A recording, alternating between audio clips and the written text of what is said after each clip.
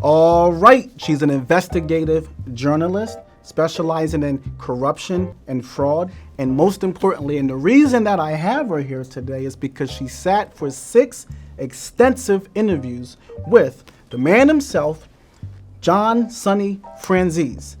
Sandra, welcome to Black Handprint Mafia. Something I want to ask you, the Godfather film, the finest wine of mafia production. It's a highly respected film, one of the greatest films ever produced by most measurable standards. Sonny's family, the Colombo family, was highly involved in trying to stop the production of that film. They made it very hard. They made it so you guys come sit down with us and we'll let you know what's okay and what's not okay. Certain words they didn't want being used in the film, words like mafia, words that were disparaging towards Italians. I think even the word Guinea was talked about. We don't want you using anything that makes us look bad. I think that's part of the reason why you watch the movie, you go, wow, these guys are fucking fantastic, because the movie portrays them as like businessmen and things like that. But Francis Coppola was in Little Italy, taking some shots and things like that, went to get something to eat, came out, his van was gone, his equipment was gone. Joe Colombo, who was the boss of that family, was saying, you're not coming to Little Italy without coming through us. They controlled everything. Al Ruddy, Bob Evans, I believe, was trying to negotiate with the Colombo family. Now, Sonny is a powerhouse in that family. What do you know about Sonny's involvement in the Godfather? Well, according to Tony Knapp, who was the son of a capo, Sonny was a consultant on the film. In other words, he got paid. And so when I asked Sonny about that, I said, so Sonny, were you a consultant on The Godfather? Oh, no, you know. But he got paid. And by the way, he was in prison while The Godfather was made. That was 50 years ago in 1972. And Sonny was in Leavenworth and getting money for The Godfather. Now, he believed that the oldest son, Sonny, was based on him. Okay. And he believed that Joe Bananas gave Mario Puzo his name. Sonny said that Joe Bananas, who was out of favor because he tried to take over the family, so Sonny didn't like him. He tried to take over the mafia. He said that Joe Bananas gave Mario Puzo his name and used it to make him look bad because the oldest son had a real bad temper. He also bedded a lot of women, which of course Sonny did as well. Yeah. But he didn't really have that kind of hair trigger temper. In any case, he said it was an effort to make him look bad. But that film, a lot of people don't realize, that film was highly instrumental in hurting the mob because it took the mob from out of the shadows and they became proud. Look at us. We're celebrities. It was now this thing of the public wanted to know them. The public wanted to, is that a real one? But that movie changed a lot of the face of Cosa Nostra. It changed it a lot and changed the way the mob guys conducted themselves. They stopped being shadow guys and they started being forefront guys. I want to ask you a little about the music business. Because we kind of already discussed his work in film, or his involvement in film, we'll call it that.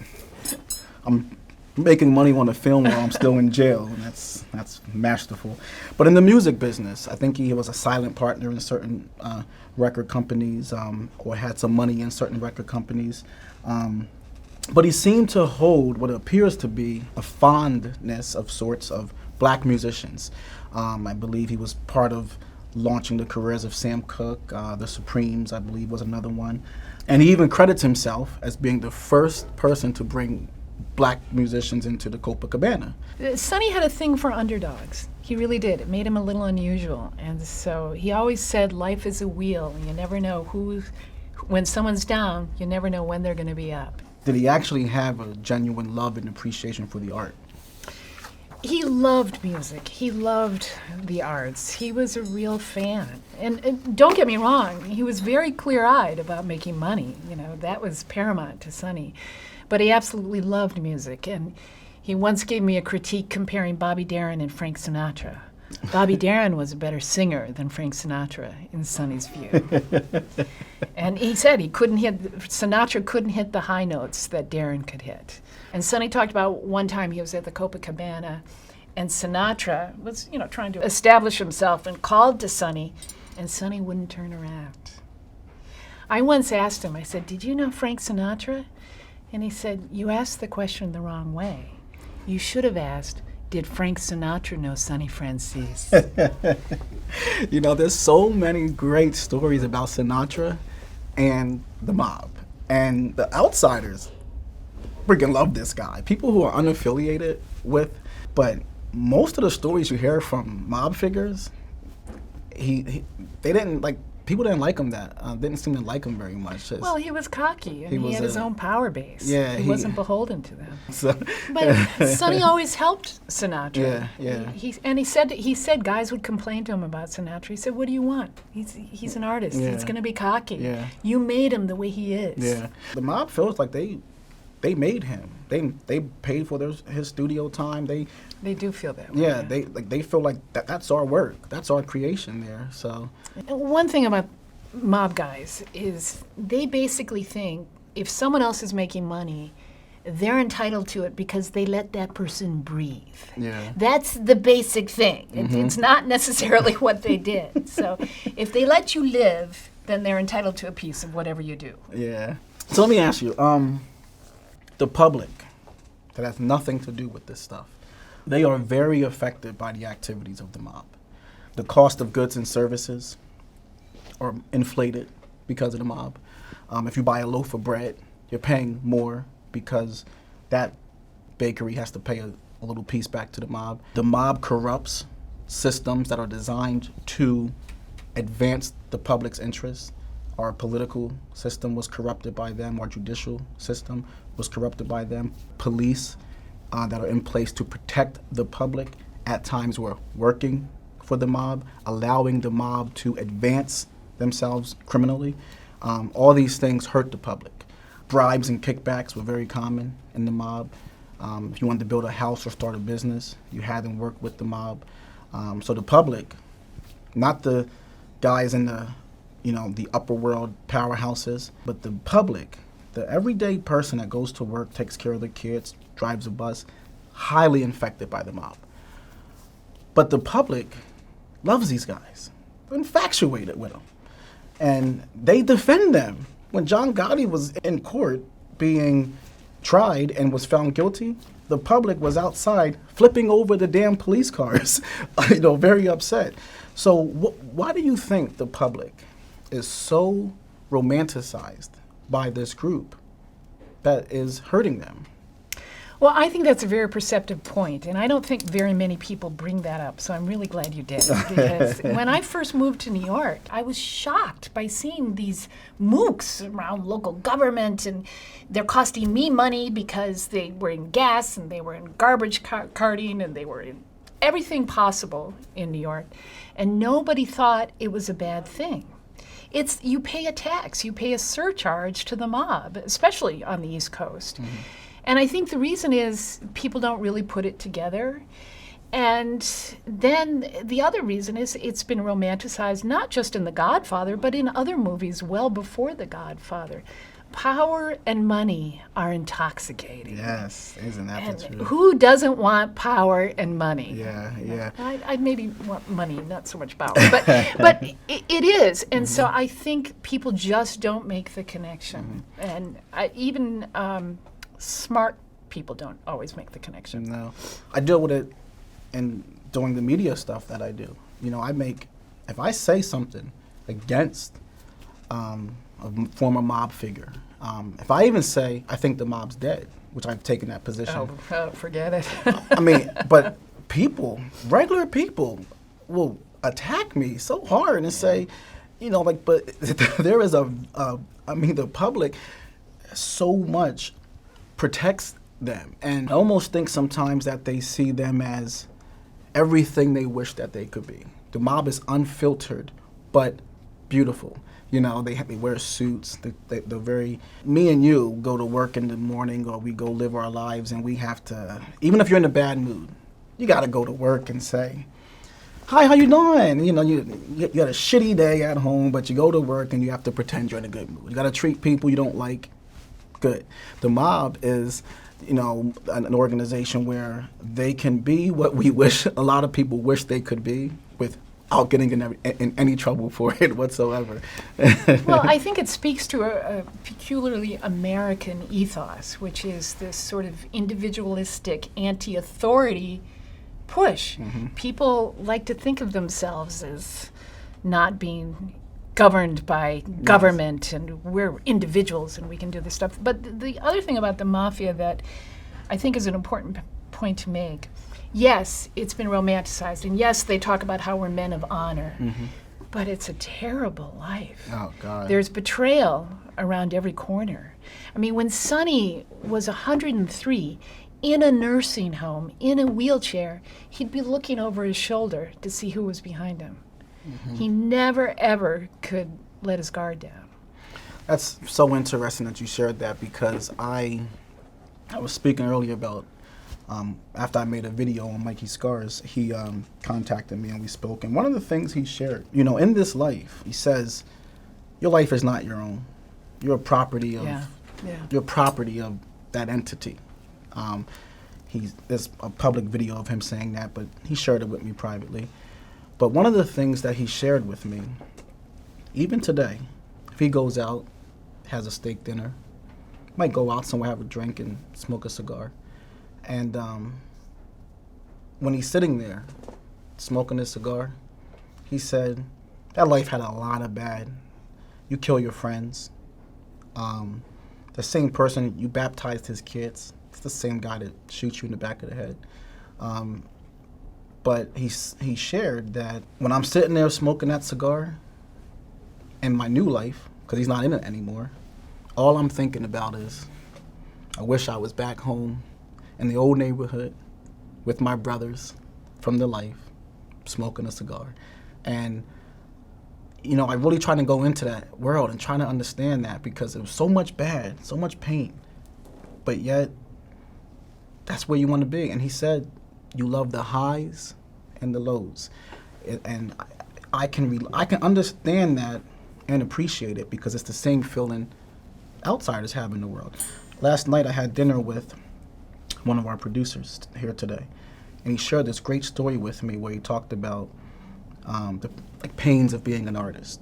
You go through you have these highs, these high highs, but these low lows, but you love it. You don't want to leave it anyway. You would never walk away from it, because it's everything to you. The bad is the good is the bad. It's all one. It's just all part of it. And I find that in these Cosa Nostra guys. It's everything to them. Oh, it's true. They love the brotherhood. Yeah. The women are secondary or tertiary in that life, but they love the brotherhood, absolutely. Yeah.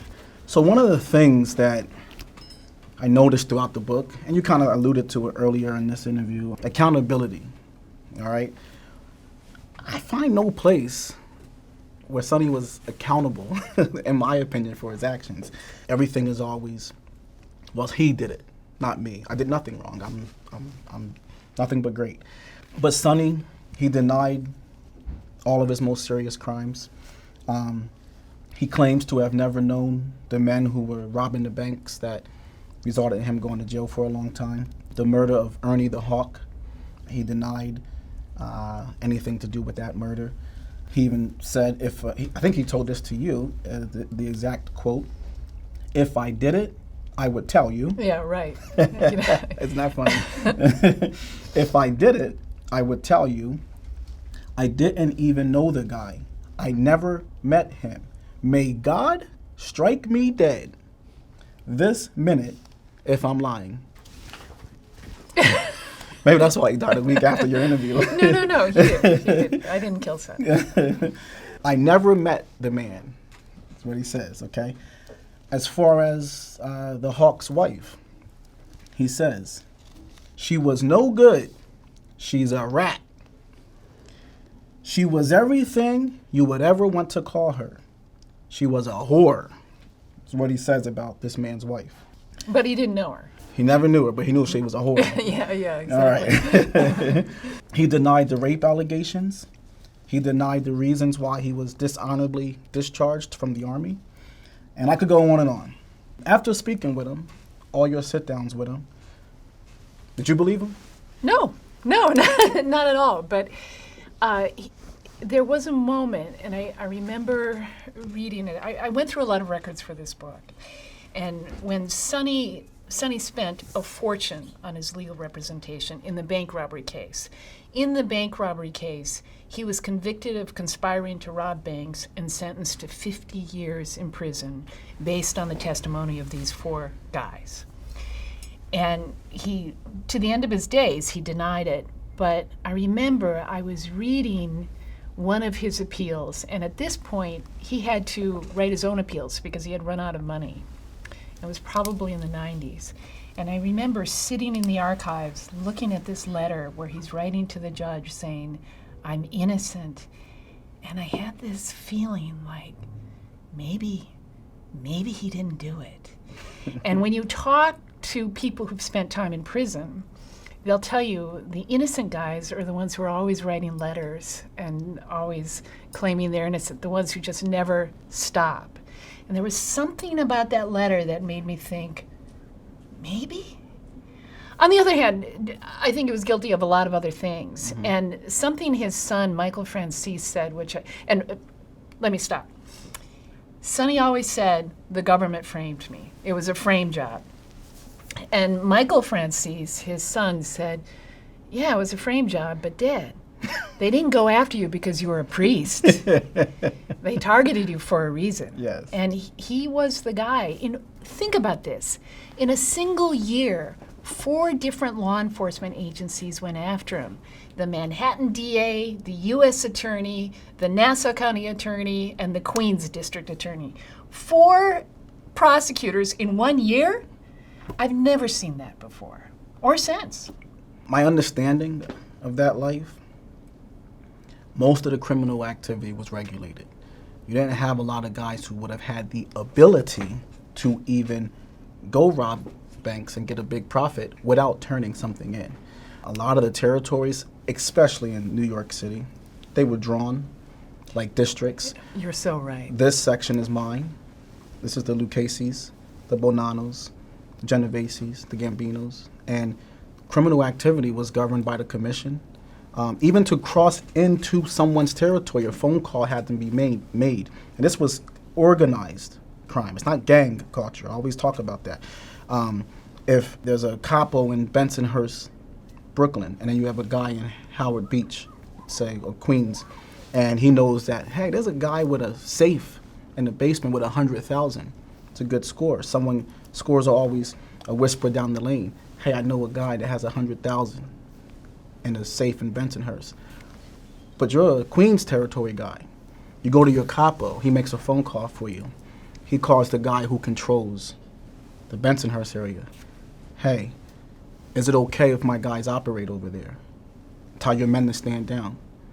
And we'll give you 20% of it or something. It's a negotiation. It's not just cowboy country. When the mob was strong in New York City, all of the crime was regulated.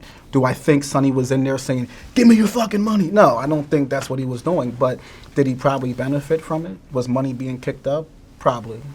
Well, and that makes him guilty. Exactly. Like it or not. Yeah, absolutely. It's a crime. Yeah. At age 93, he was arrested again. At what point do you stop? Sonny was who he was. 93 years old. I believe he was extorting strip clubs. And a couple of pizzerias, and he diversified. Sonny never limited himself to one business. 93. Yeah. And by the way, he was indicted based on a wire worn by his son. Yes. His favorite son, John. Mm-hmm. But what does it say about Sonny? That at 93 years old, after all those years he spent in prison, all that he had to go through in life. You're 93, you would think at some point, let me have a couple years that I can, and you go back to jail for 7 more years. Got out at 100.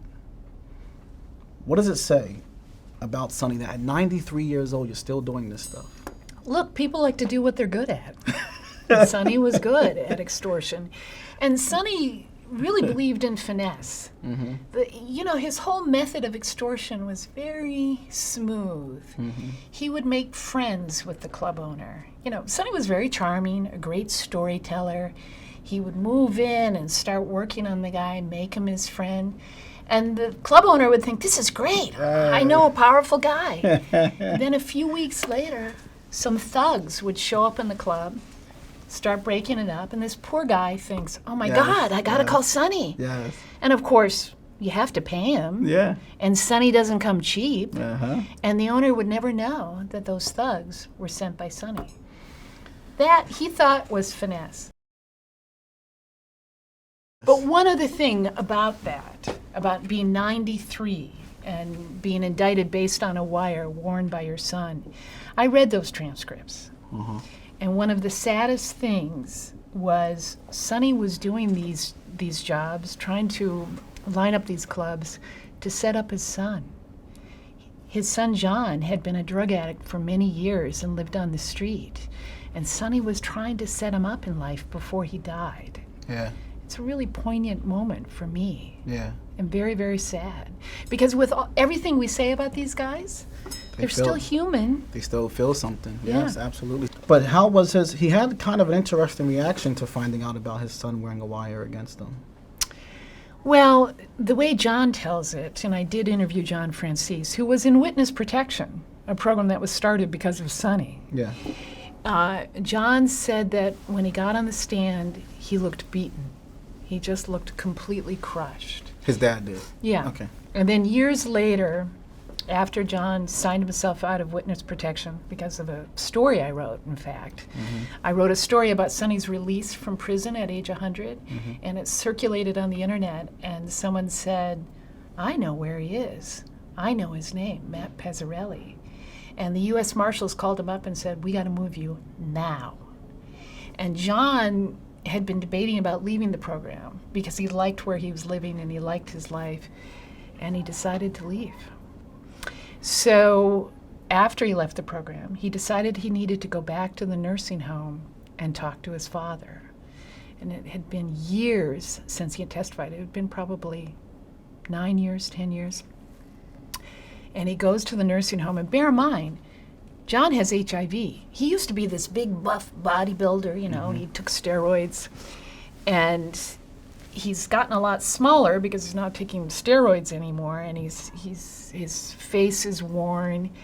And he went to the nursing home, and Sonny didn't recognize him right away. He said, do you know who I am? To Sonny, he goes, it's coming to me, it's coming to me.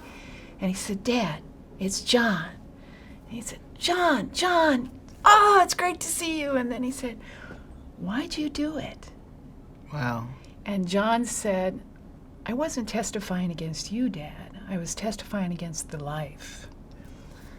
Now, the wife said the same, Tina said the same thing, right? Yeah, but all right, talk about rationalization. Yeah. You sent your father to prison for 9 years, Yeah, but yeah. Okay, he said, I was testifying against the life. And Sonny said, you're my son. You've always been crazy, but I love you. You're my son. Yeah. And then he had to make sure he got out of there because he didn't want anyone to see him talking to John. If John were seen in New York, he'd be dead. Oh, they would have killed him in a second. No question about it. And one of the great things that he shared was he doesn't know anybody in that life, any family, that wasn't crushed, destroyed. It was just never been a good life for anyone. But for you, with everything you just shared here today, everything you know about Sonny, when you walk away from, you completed a great book. Thank you. It was good. It was a great read. All of your interviewing and sitting with him, all of our discussions today, the whole process that you've been through to do this. What do you walk away thinking about Sonny? I think the Franzese family was kissed by the gods. Sonny could have been the CEO of a major Fortune 500 company. He was handsome, charismatic, and smart. He knew how to read people. He was an extraordinary character. And not all these guys are. A lot of these guys are just thugs. Mm-hmm. But Sonny really rose to the top, and he could have done anything. And he knew he had an extraordinary life. And even at the end of his life, when he was in a nursing home, and he had a pacemaker and one kidney, and he was in a wheelchair and needed help going to the bathroom, he hit on me. He did. He did. That's classic Sonny right there. The male videographer walked away, and in a flash, Sonny turned to me and he said, "Say, you married?" I said, "Yeah, Sonny, I'm married." And he said, "Too bad. I'd take you out to lunch when I get out of here." What? Are you kidding me? This is a man who needed help going to the bathroom. And he's doing this. He had such a zest for life. He was in a nursing home. He hated it. He hated the food. He hated the people. Although he was so kind in some ways. At one point, we were doing an interview, and this woman who was clearly delusional walked over, and she was speaking some Eastern European language. And she was interrupting the interview. And Sonny turned to her, and he started speaking Italian to her and calmed her right down. Wow. He could be so gentle. Yeah. And look, that's the simple fact about humanity. Yeah. We're complicated. Absolutely. We're not one-dimensional. Yes. And Sonny was a complicated guy. It's fantastic. It's great. The book is S.J. Peddie, The Last of the Old-Time Mafia Bosses. It's a great book. It'll be in stores March 29th. Yes. Check out the book anywhere books are sold. Fantastic book. I read the entire book cover to cover. It's a lot of things said by Sonny that we didn't know. And again, Sonny never sat with anyone. We don't have a lot of public information on Sonny that came from his mouth. A lot of it was secondary sources or picked up on a wiretap, but he sat willingly with Mrs. Sandra here. And it's a great book. Sandra, I appreciate so much you coming on my show. I'm not just saying this because the cameras and the lights are on. I truly appreciate it. It was an honor to have you as my first guest. Your questions are so good, so thoughtful, so interesting. Yes. And that doesn't often happen with this subject matter. Thank you. So thank you.